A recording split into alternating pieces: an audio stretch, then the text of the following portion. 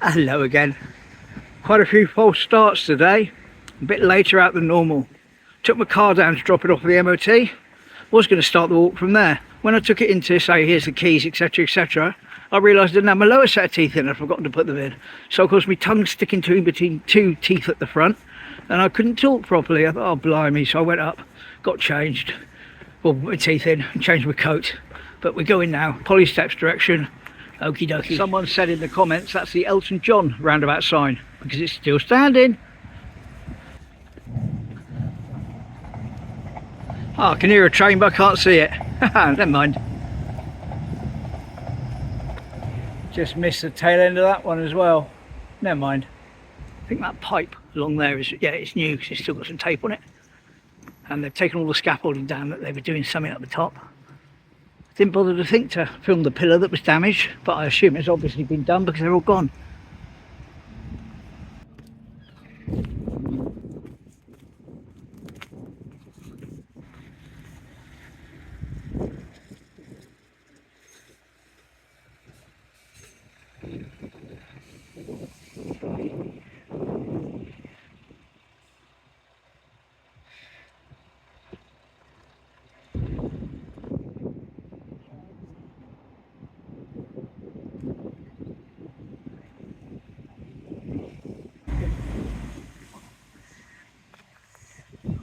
Our long-term viewers will know that I usually point the camera in this direction and go Winter Rose, but it's not been there for the last few weeks. And I thought, oh well, you know, he's gone off on it somewhere.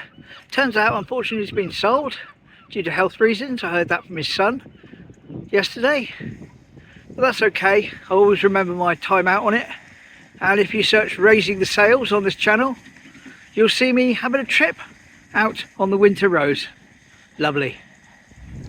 Quite a bit of foot traffic or look of things through the secret tunnel today, but I don't think we're going to go that way ourselves, just to make a change.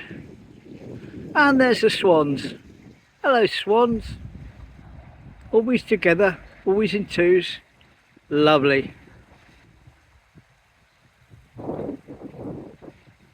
My mother was asking me the other day if they put the pontoon back yet, and the answer's no, but it's gone from there.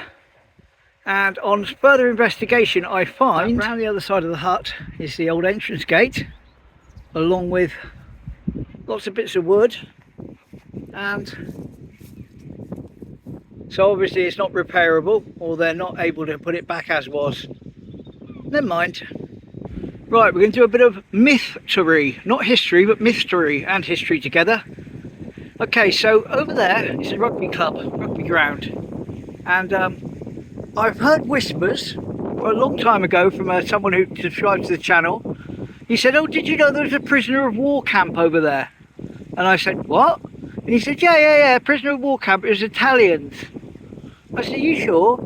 He said, yeah, it's pretty good. In as far as like they never tried to escape, they didn't have anywhere to go. So what they basically did was help do all the prefabs up in Kingsway. I thought, really? Okay, fine. I mentioned it on the channel once and I looked for evidence, couldn't find any evidence at all. Until today. Here we go. Evidence that there was indeed a prisoner of war camp in 1948 over there, just by the rugby club.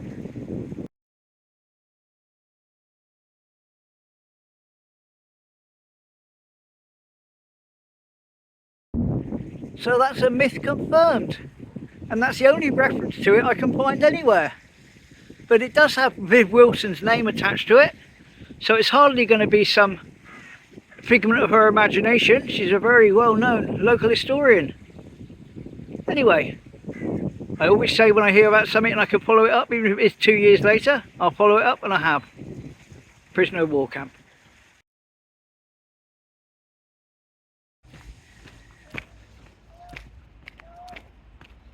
Right, off to the fish quay now.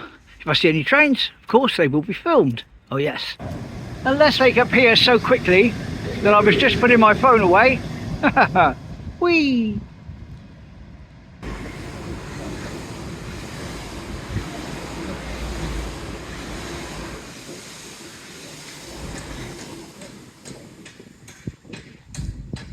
Well, the teddy appears to have gone from Alan's boat, but it's still in good condition.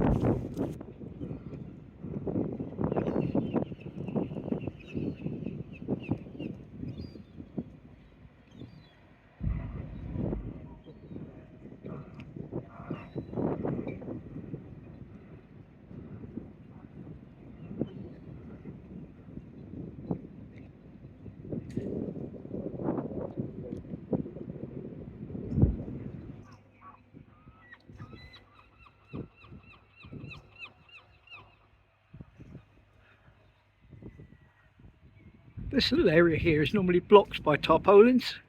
Not today, that's what's there. Lots of buoys, a canoe and some wood. Some sort of winch as well.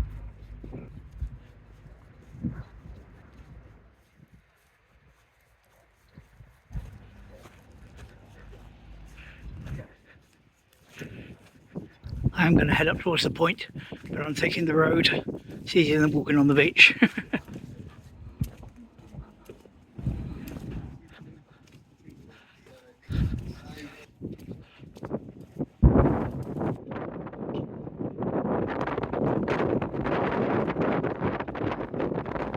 There's a ferry in the centre there.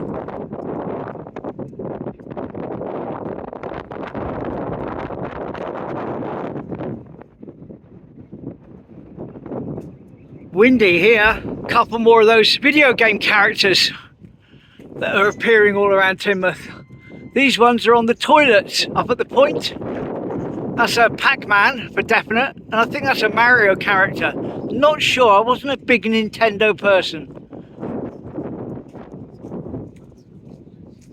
Still quite windy here at the point. It wasn't supposed to be that windy today, or it's supposed to be very, very little wind in fact. Because I was thinking this afternoon I was going to play about with my drone and maybe have a bit of that footage to use on the channel. But I don't think that's going to happen. I wanted to try out some of those filters I've been talking about. Just checking in on that hut. The sand is returning. And if I'm not mistaken, it's had a new roof. At least I think that's new anyway, it looks new.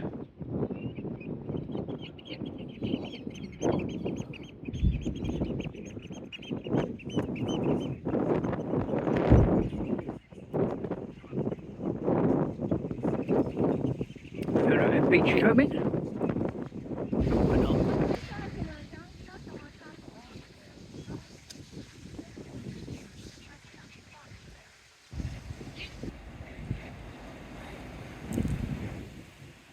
It's not a chip, mate. Oh, that's alright, leave it. A couple of helicopters there in the centre, if you can see them. Doing a bit of a flyby. I'll zoom in a bit more. There we go. Whee! Yay, copters! Certainly got low tide beneath the pier.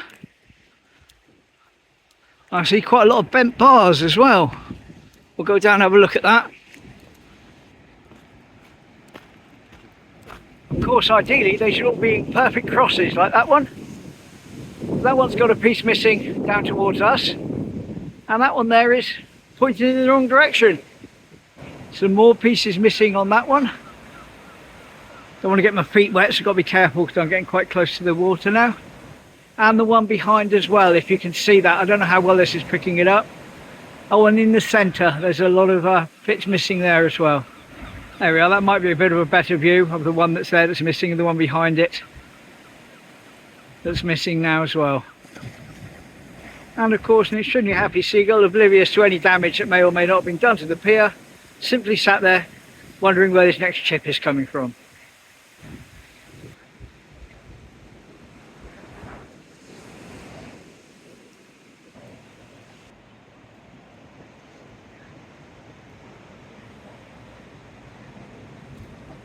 This is one of the good things about the phone. When I look up over my naked eye, it's completely dark, but the phone is brightening it up considerably so we can see a lot more detail in the joists. How low the beach is. All the supports to the groins are on display, along with those steps, which you don't normally even see. And the bottom supports to the wall that supports the wall that supports the wall. No, I won't be participating. Right, just popping into town now.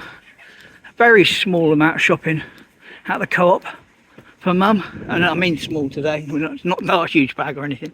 Now, as I'm sure you're all aware, Christmas is coming, and when I was a youngster in Teignmouth, one of the highlights of Christmas was being taken to Pamplins to go up the hallowed stairs to the upstairs section, which was the toy store, and then I would be able to choose something that might get sent off to Father Christmas for him to bring me. Now, where was Pamplins? Well, unsurprisingly, it was here, which is why I'm filming it. The Wellbeing Pharmacy.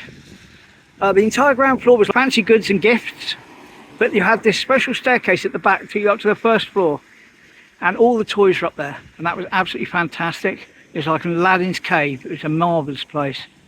Can I find a single picture of Pamplins anywhere on the internet? No, I can't.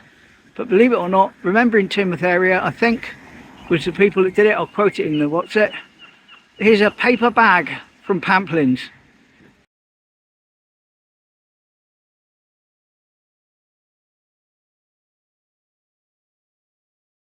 Well, there we go. That paper bag proves Pamplins exists. I'm not going mad.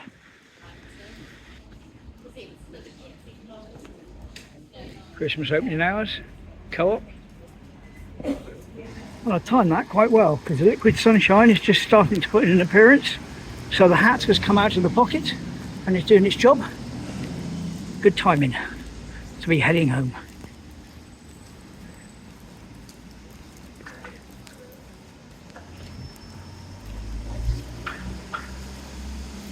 Teignmouth Main Street activity.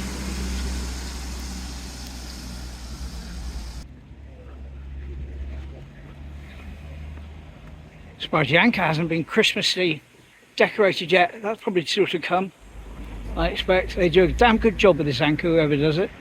So there we go, with a relatively small amount of shopping. Our walk comes to an end. And I'll see you again tomorrow, hopefully. Same time, same place.